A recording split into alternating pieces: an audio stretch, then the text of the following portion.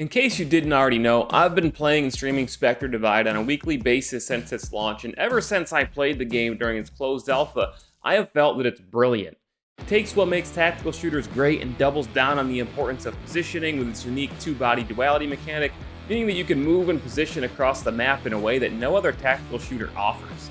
But despite its unique clean look, innovation, and investments from popular influencers like Shroud, Sacriel, It's Timmy, Co-Carnage, and Paul George, LOL, it doesn't seem to be taking off the way that it deserves.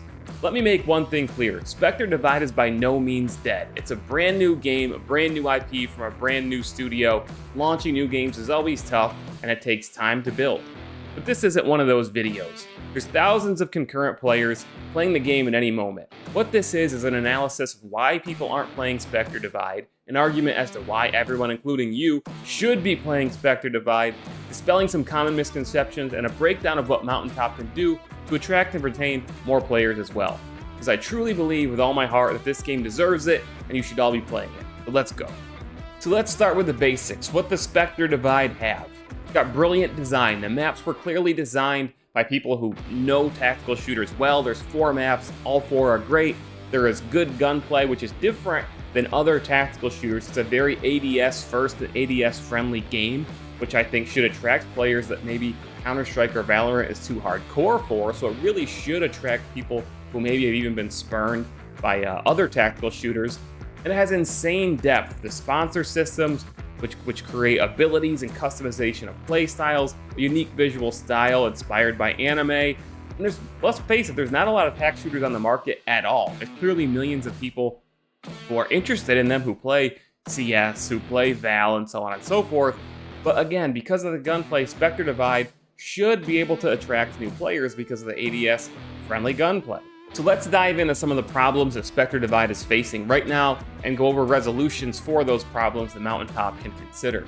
So one of the common problems that I'm running into every night when I play, matchmaking is taking way too long, There's a ton of games that people play. Everybody's got their game, Fortnite, Warzone, Apex, whatever they want to play.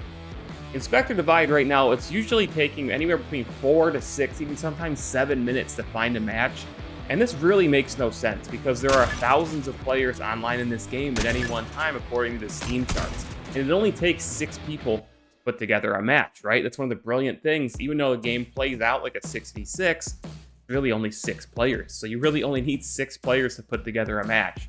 So if there's even 2,000 players online, why is it taking 5 to 6 minutes to put together a match? And I personally think that this is something to do, it's got to be server side or in the matchmaking settings. It is not an issue that there's a lack of players. There's thousands of people, guys, right? Like, it should not be that hard to put together a match. And I know there's, skill ratings and elo and all that stuff that figures in, but this guy has to be, in my opinion, their top priority. Make it quicker to get into games. Everybody who plays the game pretty much loves it. There's a lot of people who like what there is here, but nobody wants to make 5, 6, 7 minutes for a match. And as a content creator, when you're trying to eat up those 5, 6, 7 minutes of time, it does make it a little difficult, right? Waiting for your next match can kind of pull you out of your flow state if you're a professional player or a competitive player. So that's got to be priority number 1 in my opinion. And there's more stuff, but to me, the matchmaking is number 1 problem. The game does have a ranked mode, and I think one of the other things they can probably do to actually make matchmaking more efficient, and I don't have all I don't know what's under the hood of this game's matchmaking, but there is a team rank and a solo rank. I don't know what the difference between those are. I'm guessing you can queue as a team and have 1 rank as a team and 1 rank as a solo player. That would make sense to me. Get rid of that. Simplify it. Have more players in less pools to match players together, right? Matchmaking people together to play the game quickly is way more important than having separate ranks, in my opinion. And speaking of teams, this might be a hot take for some people. I personally don't think the crew system that the game is using right now really provides any value. For those of you who don't know, there are crews. You're assigned to a crew every single week, which is I think it's 100 or a couple hundred players. And your crew, it's almost like a clan or a guild, gets to compete up a leaderboard to try to be the top guild or the top crew, top clan, whatever you want to call it, for that week. I really don't think that provides any value. I know there are some people who said that they like this because it introduces them to other players in the community and it gives everybody a sense of community. I totally disagree. I think the majority of players probably ignore this feature altogether, and I would way rather see just traditional leaderboards and stats myself integrated into the game about my play, my kills, my deaths, my damage, my wins, my losses. They could still add that stuff on top of crews, I suppose. They don't need to eliminate crews to add what I'm talking about, but personally, I think the crews don't really add any value to the game, and I would way rather see leaderboards. It's just way more straightforward, and people can really understand what it means and dissect their own gameplay and help them get more into the game.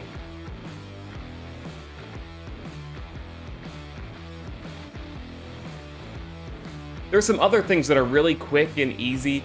They need to get the battle pass in the game, then roll out that true seasonal model, right? Like, I'm confident that more maps are going to come over time, right? Like, it's obvious. Of course, the game's going to get more maps over time. But one thing that they need to retain players is that battle pass, so people have reasons to, grind the game, to log in on a daily or weekly basis. And they've talked about the battle pass a little bit.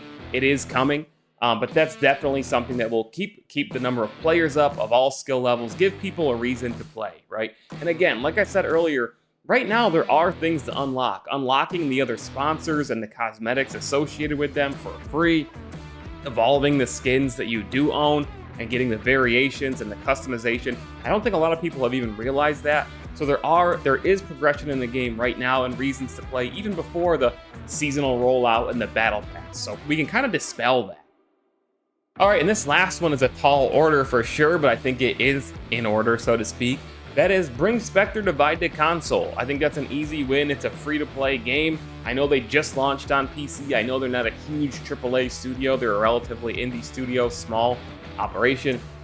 But with that said, with the ADS-friendly gunplay here and also a lack of tactical shooters on console, now, Valorant just came to console. I don't know how it's performing on console, but Spectre Divide's gunplay is way more friendly to console play thanks to the ADS friendliness of it, and also is going to bring in more players. I really don't see a reason that this game couldn't have crossplay between console and PC because of that ADS gunplay, unlike Valorant where they've kept it separate, because of competitive integrity, which does make a lot of sense.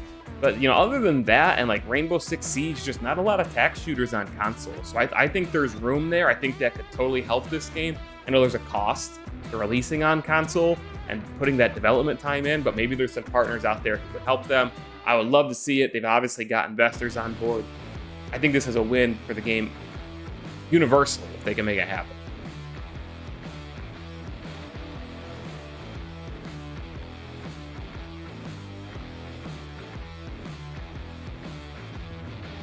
And this last one is more of a question that I think a lot of people are going to ask who follow the gaming industry closely, and that is Spectre Divide's skill ceiling too high? Many really great FPS games have met fates less than they deserve because of a high skill ceiling, because they do break away from that traditional kind of average shooter experience. And I can name a bunch of them. Splitgate was a game with its portals, which was brilliant and innovative, but some people just couldn't grasp it.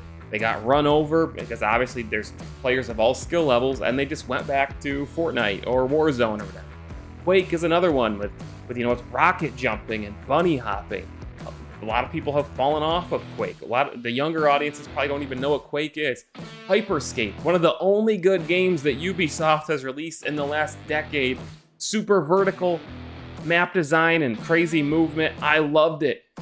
People played it, they're like, wow, this is cool, and they went back to what they were playing because it was too hard for them. So, is Spectre Divide one of those games that's too hard? I personally don't think so.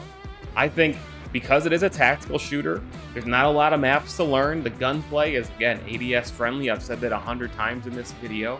All you gotta do is learn how to take advantage of the duality mechanic, and it's so important that you do. And I could do a whole video breaking down the common mistakes people are making with duality. It's not just a second life, it's to help you play multiple angles and trick your opponents and cover multiple bomb sites. It's a huge innovation, and I think so many people are missing out on it, not taking advantage of it, not fully utilizing it. I mean, play how you want to play, I guess. But I do think that some people are playing it and they're kind of getting outplayed by people who take advantage of their Spectre and duality really well, but it's really not that hard to learn, guys. Just play, watch other high-level players play, think about it, and I do think, you know, tactical shooters in general take a lot to learn. There's people that you have to learn, you know, the recoil patterns of guns in Counter-Strike and Valorant, and every little angle to peek and so on.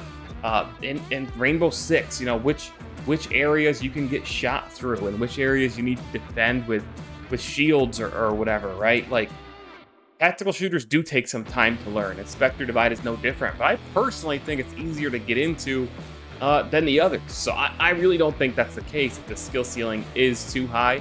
There's definitely a lot of room for innovation and expression here with it, which makes it great. But my hope is that it isn't too high, because that's just... It kills me to think about that people would not play this game and take advantage of its brilliance and enjoy it because they can't activate their brains and pull off some incredible plays, which you really can do in this. All right, that's it for this video, guys. Thanks for watching. If you're playing Spectre Divide, or if you're not playing Spectre Divide, let me know down in the comments why it is that you're enjoying it, why it is that you tried it and you didn't enjoy it, what would bring you back, what would keep you playing. Weigh in with your thoughts, guys. Maybe the devs are going to watch this video and you know, listen to what everybody's saying. There's also a Discord where you can give feedback. I'm sure that they would appreciate that. I appreciate you all watching. Come join me on my other channel, Midnight Mare, which is exclusive to Dead Drop and Midnight Society. And we'll see you here in our next video. Thanks for watching. Mayor Reynolds out. This video is sponsored by G Fuel Energy, a sugar-free energy drink available in both powdered and canned form, and you can get 20% off using code MAYOR at discount. That's just MAYOR, M-A-Y-O-R.